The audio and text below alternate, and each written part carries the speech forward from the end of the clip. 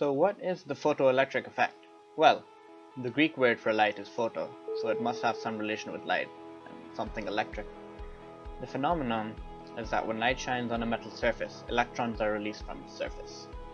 As the diagram shows, the light rays strike the metal surface and electrons are released instantaneously. But how exactly does this effect take place? Let's start by looking at the lattice structure of any metal. It has positive ions surrounded by a sea of free mobile electrons. The key words here are free and mobile. Now when you shine light from a filament lamp onto a metal block, no electrons will be released. But if you direct a beam of specific electromagnetic radiation of specific frequency, electrons will be released. Early physicists found it hard to explain why weak UV radiation could emit electrons, but high intensity visible light from a filament lamp couldn't. In 1905, none other than Einstein said electromagnetic radiation is made of photons, which have energy which is equal to hf, where h is Planck's constant and f is the frequency of the electromagnetic wave.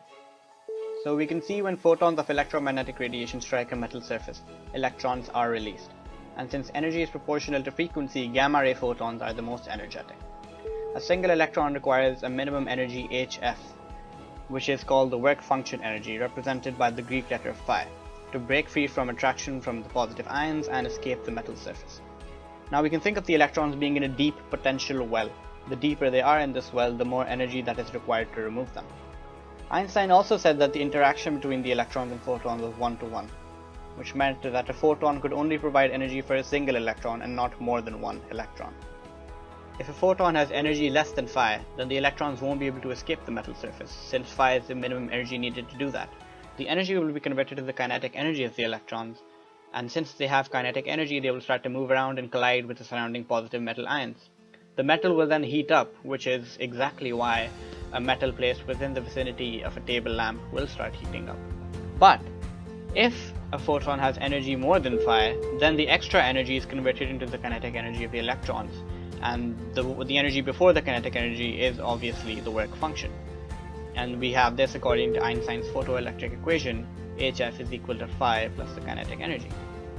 All metals, however, have different work functions depending on the strength of electrostatic attraction and on their structure. For example, alkali metals need photons from the visible region of the electromagnetic spectrum. To conclude, I'll state some important facts about the photoelectric effect. First off, the emission of electrons happens instantaneously as the light strikes the metal surface, meaning there is no delay.